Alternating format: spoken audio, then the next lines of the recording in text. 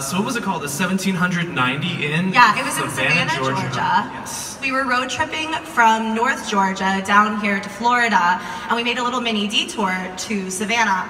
And so we stayed, it's like literally, how old is it then? It was built in 1790, I can't do math. Yeah. Okay, well I mean you guys I agree. It's old. Like, it like burned to the ground. It was like so many tragedies hit Savannah. It's a really old city. And so when we stayed there overnight, I knew clearly like a bunch of creepy stuff was gonna go down, right? But I wasn't expecting like Christian to believe and or see any of it, so it was so validating when he did. Basically, I was like doing, how many of you have like seen like a spirit box video? So you guys kind of know what it is. So for the rest of you, a spirit box is something us like, you know, like kooky ghost hunters use to communicate with spirits. It's kind of like a radio, and it like goes through various signals and frequencies and everything, and then ghosts are supposed to use it in order to communicate. I bet you guys didn't think you were coming to school also. You're all gonna be ghost hunters by the time you leave. I had done the spirit box, and the first really weird thing that happened was I was doing it, and the air conditioning was off because I was filming, hello, and I felt this really cool breeze, like right in my face. It was like right here, centered in my face, like nowhere else.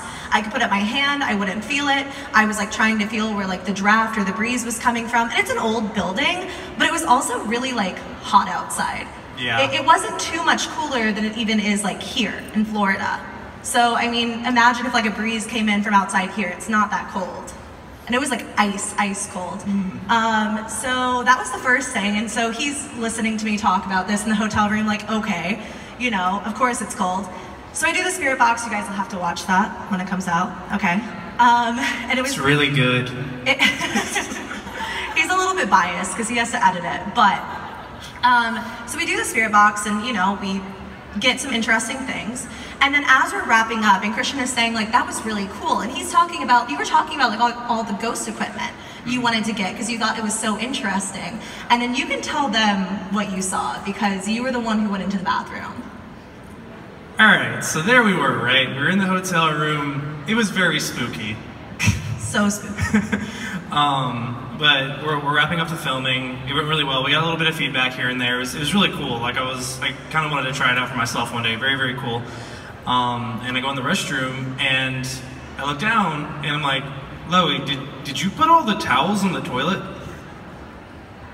I'm not making this up, y'all. Every single towel was in the toilet when I went in the bathroom. I thought he was kidding. Yeah. Like I thought it was like a joke. Like you put all the towels in the toilet, and I said, no, of course I didn't. Like why would I put all the towels in the toilet? And I was the last one that had been in the bathroom. It literally looked like somebody picked up like every single towel that we had that was in a pile and like threw it into a toilet. And we were in a B&B, like a bread and breakfast. That would be even better. But we were in a bed and breakfast, so like nobody was at the desk. So we were just like towelless until 8 in the morning because a ghost picked up our towels and literally like tossed them in the toilet. Yeah. It was a really creepy night though. Like I woke up at 3:30 in the morning, like on the dot, like could not go back to sleep to save my life. You said you woke up like every other hour. Yeah, pretty much. And then of course, like by the time that it was morning, there was just a random thunderstorm and it was so loud and we were so scared. So we didn't sleep very well in that hotel, but now you guys kind of have like a mini like sneak peek into what's coming up. So that's kind of my like story though. I feel like I tell you guys who watch my channel like pretty much everything. So I don't have a lot of like ghost experiences that I've never told before.